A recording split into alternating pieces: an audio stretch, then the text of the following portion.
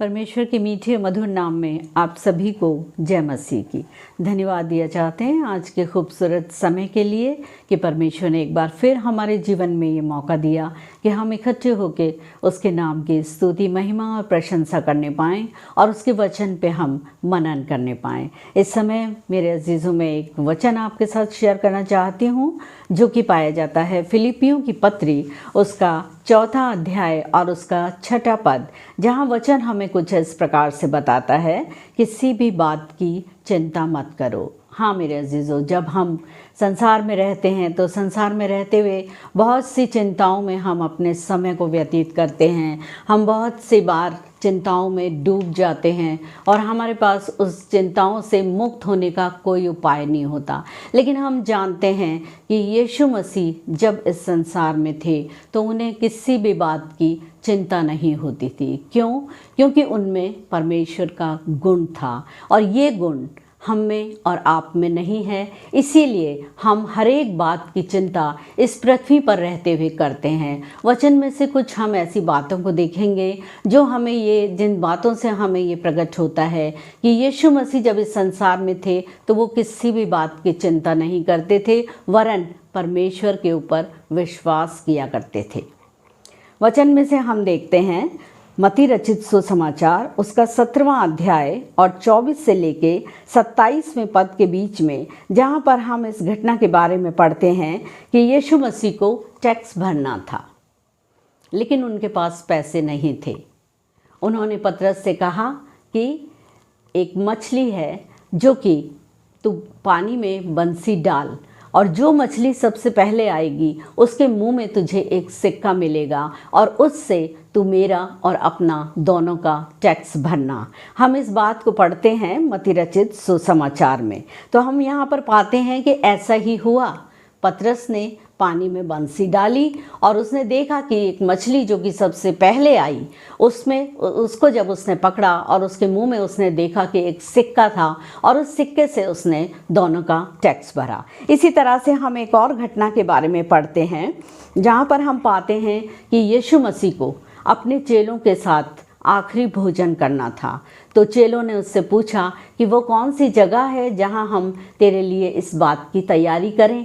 यीशु मसीह ने उनको उत्तर दिया कि तुम उस एक नगर में प्रवेश करो और जब नगर में तुम प्रवेश करोगे तो प्रवेश करते ही तुम्हें एक मनुष्य जल का घड़ा लिए हुए तुम्हें मिलेगा। तुम उसके पीछे चले जाना और जिस घर में वो प्रवेश करता है उस घर में तुम भी प्रवेश करना और जाके उस घर के मालिक से पूछना कि वो कौन सी जगह है। गुरु पूछता है हमसे कि वो कौन सी जगह है जहाँ पर हम उसके लिए फंसे तैयार करें, और वो घर का मालिक, घर का स्वामी जो है वो तुम्हें एक सजी सजाई बड़ी अटारी दिखाएगा और वहाँ जाके तुम फंसे की तैयारी करना। ये घटना भी हम वचन में पाते हैं जो कि इस बात को प्रकट करती है कि यीशु मसीह के पास अपना संसार में कुछ भी नहीं था लेकिन उन्हें विश्वास था। तीसरी घटना एक हम और देखेंगे और जो कि पाई जाती है लूका रचित सुसमाचार में, जो कि 19वां अध्याय है 29 से लेके और 34 पद के बीच में, जहाँ पर हम इस बात का वर्णन पाते हैं कि यीशु मसीह को गधे पर बैठकर जाना था और उन्होंने अपने चेलों से कहा कि पास के गांव में जाओ और वहाँ तुम्हें एक गधी का बंधा हुआ बच्चा मिलेगा और तुम उसको वहाँ से खोल कर ले आओ। यदि तुमसे कोई पूछता है कि इसे क्यों खोलते हो तो तुम उत्तर देना कि प्रभु को उसका प्रयोजन है। और इसी प्रकार से वो गांव में गए और वहाँ उन्होंने देखा कि एक गधी का बच्चा सचमुच बंधा हुआ था और जब वो उसको खोल के लाने लगे तो लोगों ने उनसे यही पूछा कि इसको क्यों खोलते हो, तो उनका उत्तर था कि प्रभु को इसका प्रयोजन है। मेरे अजीज़ों, हम इसी प्रकार वचन में और भी बहुत सी घटनाओं के बारे में पढ़ते हैं जो हमें ये बताते हैं कि यीशु मसीह के पास संसार में कुछ भी नहीं था, लेकिन वो किसी भी बात की चिंता नहीं किया करते थे क्योंकि परमेश्वर का वह गुण उनके अंदर था और उस गुण के ज़रिए से वो ये जानते थे कि कौन व्यक्ति मेरे बारे में क्या सोच रहा है या कौन सी चीज़ कहाँ पर मिलेगी और कैसे मैं किसी की आवश्यकताओं की पूर्ति कर सकता हूँ। वो हर बात परमेश्वर से पूछते थे और परमेश्वर उनको हर बात के लिए अगुवाई देते थे। तो मेरे अजीज़ों, सचमुच हम देखते हैं इस बात को कि हमें, जबकि हम परमेश्वर के गुण नहीं रखते, इस संसार में रहते हुए हम बहुत सी चिंताओं में अपने आप को डुबो देते हैं।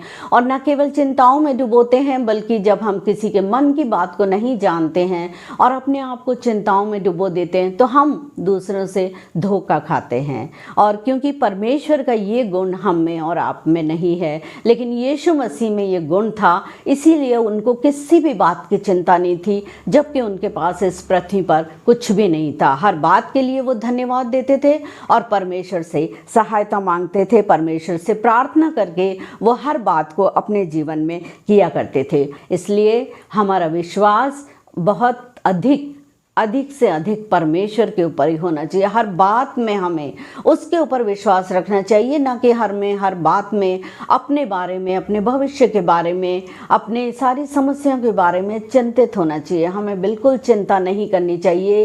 समय होगा कि हम प्रार्थना में जाएंगे। आइए प्रार्थना करें। धन्यवाद, स्तुति महिमा की योगी परमेश्वर, आपके सन्मुख आते हैं, धन्यवाद दिया चाहते हैं अब तक की सारी आशीषों बरकतों के लिए, इस अच्छे और खूबसूरत समय के लिए आपका धन्यवाद करते हैं। पिता परमेश्वर, आपने फिर एक बार हमारे जीवन में मौका दिया कि हम आपकी स्तुति महिमा प्रशंसा करने पाएँ और एक अच्छी संगति को हम पिता परमेश्वर करने पाएँ। धन्यवाद दिया चाहती हूँ सारी आशीषों बरकतों के लिए। आपके पवित्र हाथों में इन वचनों को सौंप दिया चाहती हूँ पिता परमेश्वर। जो भी लोग पिता परमेश्वर, जितने भी लोग आपके नाम से कहलाते हैं पिता परमेश्वर, और जितने भी लोग इन वचनों को सुनते हैं पिता परमेश्वर, आप उनमें से हर एक के दिलों को तैयार करें पिता परमेश्वर। होने दीजिए कि हम यीशु के नाम से विश्वास करने वाले बन सकें। जिस तरह यीशु में परमेश्वर के सारे गुण थे, यीशु पर हम भरोसा करके परमेश्वर तक पहुंच सकते हैं। होने दीजिए कि हम अपना विश्वास, अपना भरोसा यीशु मसीह के ऊपर करने वाले बन सकें और यीशु मसीह के ज़रिए से पिता परमेश्वर हम आप तक पहुंचने वाले बन सकें। अपनी सारी आशीषों बरकतों को और अपने जीवन को चलाने के लिए जिन चीज़ों की हमें आवश्यकता होती है, जिन बातों की हमें आवश्यकता होती है, होने दीजिए कि यीशु मसीह को अपना आधार बनाकर हम पिता परमेश्वर तक पहुंचने वाले बन सकें। क्योंकि वचन हमें बताता है कि मार्ग, सत्य और जीवन मैं ही हूँ। होने दीजिए कि हम उसके ऊपर अपना पूरा विश्वास रख के और परमेश्वर की नज़दीकी में अपने जीवन को बिताने वाले बने। सारी परिस्थितियों को आपके हाथों में सौंप देती हूँ। हर एक बात को, हर एक धन्यवाद रूपी बलिदान चढ़ाते हुए आपके हाथों में सौंप दिया चाहती हूँ। होने दीजिए पिता परमेश्वर कि जब हम अपने कामों को करते हैं, आप हमारी सहायता और मदद करें।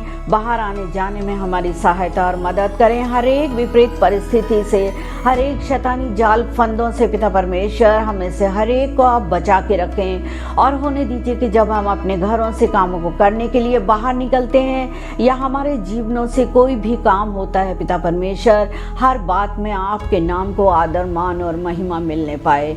आपके मीठे और पवित्र नाम में होकर मांगती हूँ, सुने और ग्रहण करें। आमीन।